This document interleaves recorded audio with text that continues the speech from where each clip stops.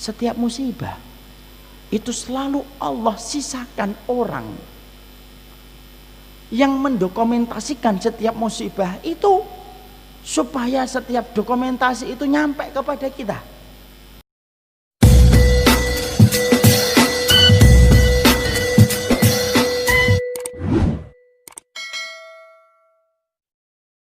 Dan terakhir saya menyampaikan, Bu, kita ini harus melihat Rasulullah itu kalau melihat peristiwa alam itu kayak gimana. Maaf ya Bu, Ibu tahu siapa orang yang paling pintar, Bu? Orang yang paling pintar itu Rasulullah, Bu. Orang yang paling cerdas itu bukan Albert Einstein, tapi adalah Rasulullah SAW. Saya pernah ngobrol dengan istri saya itu. Orang yang menggunakan akalnya 100% itu siapa ya, Bu? Dia ngomong Rasulullah, Bi. Oh iya.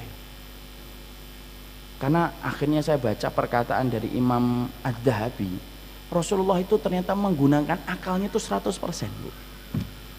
Jadi orang yang paling cerdas itu bukan Albert Einstein. Salah itu, kita di framing. Berita itu kan gitu kan, sukanya framing. Itulah salah satu tidak jujurnya hari ini jurnalistik itu framing dia. Contohnya tidak framing dalam masalah yang kecil dan remeh aja. Perhatikan sosok wanita cantik ini, cantik kan menurut dia. Tapi sudah di framing dulu supaya kita menyetujui. Siapa ya? Oh iya, nah itu framing namanya. Itu masalah kecil aja sudah di framing kita. Apalagi masalah-masalah isu-isu yang besar. Kita ini medianya itu sukanya framing. Kita juga di framing. Orang yang pintar itu Albert Einstein. Salah, orang yang pintar itu bukan Albert Einstein. Maaf ya. Orang yang pintar Rasulullah. Tapi maaf, pintarnya Rasulullah itu disusul, ditutupi lagi. Bukan ditutupi, ditambahi lagi dengan ulil absar. Ulil absar itu apa? Memandang sesuatu pada kehidupan ini dengan petunjuk langit. Itu ulil absar. Itu ulil absar. Kalau hanya pintar, Bu, Allah tidak pernah muji orang pintar, Bu. Ibu pernah dapetin di Quran atau hadis Allah muji orang pintar? Tidak ada Allah muji orang pintar. Kenapa Allah tidak pernah muji orang pintar? Karena orang pintar itu belum tentu bermanfaat bagi orang di sekitarnya. Indonesia ini kurang apanya sama orang pintar? Banyak betul orang pintarnya.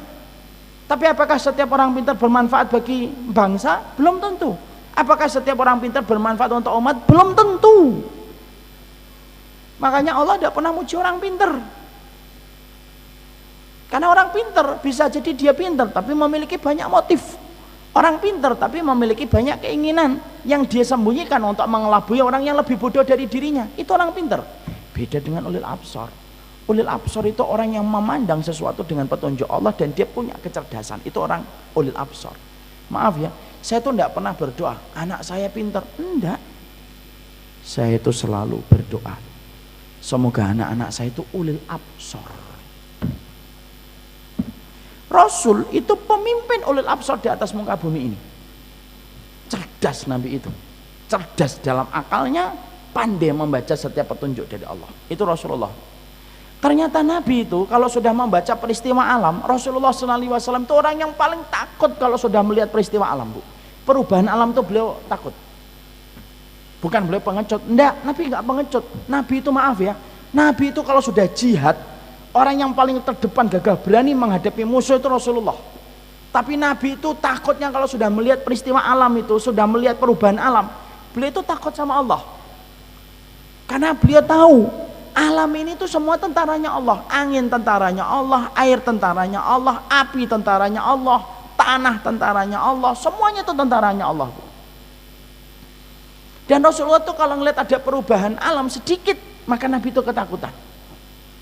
Makanya Rasulullah itu baru melihat angin kencengan dikit, tidak sebagaimana biasanya, itu Rasulullah langsung berdoa, Masya Allah, Allahumma inni as'aluka khairaha wa khaira ma fiha wa a'udzubika min syarriha wa syarri ma fiha. Baru ngelihat angin kenceng dikit, Nabi itu langsung berdoa, ya Allah, aku minta kebaikan angin ini dan kebaikan yang di dalamnya, dan aku berlindung dari keburukan angin ini dan keburukan di dalamnya. Dan sudah nampak wajahnya ketakutan. Sunnah yang susah untuk diikuti, Bu. Dan saya pun ngaku belum bisa ngikutin Nabi dalam masalah ini. Nabi melihat angin agak kencang dikit itu sudah ketakutan. Beda kan dengan kita. Kita kalau ngelihat angin kencang dikit, Masya Allah segernya gitu. Itu kita. Lah Rasulullah Sallallahu alaihi wasallam itu kalau beliau sudah melihat mendung hitam, Nabi itu paling takut kalau sudah kelihatan mendung. Jadi kalau sudah melihat mendung itu beliau menyibak tirai, melihat dari dalam rumahnya Aisyah, dilihat itu mendung, ketakutan, akbal wa adbar, akbal wa adbar, akbal wa adbar.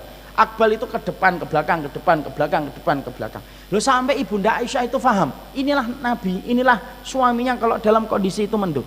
Lalu satu waktu Aisyah itu memberanikan diri ngomong kepada Rasulullah, ya Rasulullah, lima akbal tahu adbarta.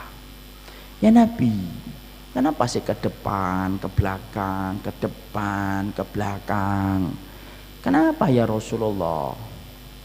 Innan nasa idza ra'au ghaiman farihu roja'an bima fihi minal matar. Lalu Aisyah berkata, orang itu biasanya senang ya Rasulullah, tidak terkecuali ibunda Aisyah. Berarti ibunda Aisyah pun masih di bawah imannya dengan Rasulullah. Orang itu biasanya kalau melihat mendung itu senang ya Rasulullah, karena berharap di dalam mendung itu ada hujan yang turun. Ibu tahu jawaban Rasulullah? Hal fil ghaimi matarun? Ya Aisyah tuh, yakin kamu setiap mendung itu pasti hujan?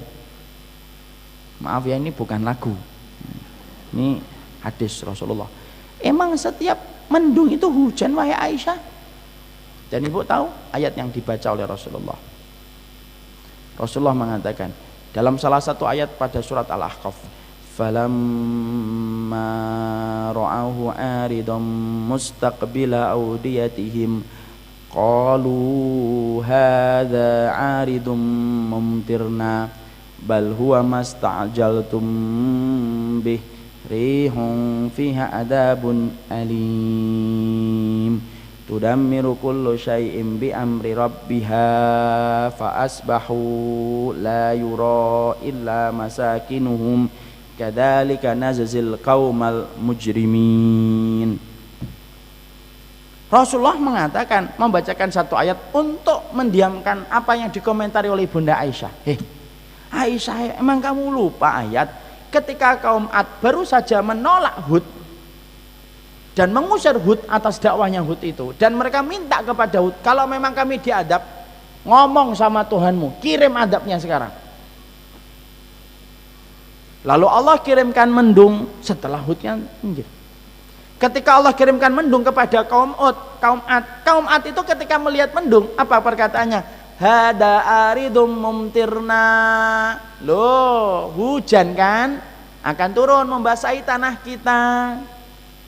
Allah menjawab, bal huwa masta'jaltum bih. Loh, malah dikira hujan. Ini tuh adab yang kalian minta disegerakan ketika kamu menolak nabiku. Rihum fiha adabun alim.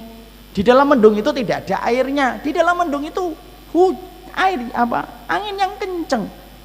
Yang di dalamnya adab Allah, menghancurkan semua yang ada di dalam kehidupan mereka yang tidak disisakan oleh Allah kecuali satu, bekas-bekas rumah mereka yang disisakan oleh Allah. Itu Rasul, Bu. Makanya Nabi kalau hidup pada zaman kita bisa bayangkan kayak apa Rasulullah SAW. Dan maaf ya ibu pernah nggak berpikir kenapa ya setiap musibah itu selalu Allah sisakan orang yang mendokumentasikan setiap musibah itu, supaya setiap dokumentasi itu nyampe kepada kita. Dimulai dari tsunami tahun 2004. Tsunami 2004 itu belum ada handphone, Bu. Betul? Sudah ada handphone tapi belum ada kameranya. Tapi Allah sisakan ketika tsunami itu menerjang, Allah sisakan ada seorang wanita yang kemudian ngerekam kejadian itu dengan video amatir dia. Dan rekaman itu nyampe dan viral kepada negara kita. Yang kita dapatin lagi ketika di Palu ada tsunami dan gempa, sampai kita ngelihat bagaimana tanah itu melahap semua bangunan di atasnya. Loh, ada orang itu sambil gemeter bertakbir berkali-kali, dia gemeter, dia rekam itu. Dan kita ngeliat bagaimana tanah itu menggeser rumah besar itu. Dan Allah sisakan rekaman itu. Tidak sampai 1 kali 24 jam. Rekaman itu nyampe ke tangan kita yang ada di Jakarta, ratusan kilometer dari Palu. Dalam waktu yang sekejap. Allah sisakan itu untuk menjadi peringatan untuk kita. Apa peringatannya? Tidak usah nantang Allah. Kamu gak akan berdaya ngadepin tentaranya Allah. Ini peringatan yang masih suka kuar-kuar gitu. Nentang-nentang Allah, suka-suka menempatkan agama pada tempat-tempat yang hina. Mungkin kamu senang hari ini, mungkin kamu bangga, mungkin kamu merasa pede dengan apa yang kamu sampaikan. Tapi ngelawan Allah itu tidak akan pernah menang dunia dan akhirat. Nah, itulah yang menjadikan kita paham. Saya sampaikan ini supaya menjadi sebuah petunjuk bagi kita, supaya kita tidak sampai lupa untuk membaca setiap petunjuk yang diberikan oleh Allah Subhanahu wa taala. Semoga Allah memberkahi kita insyaallah.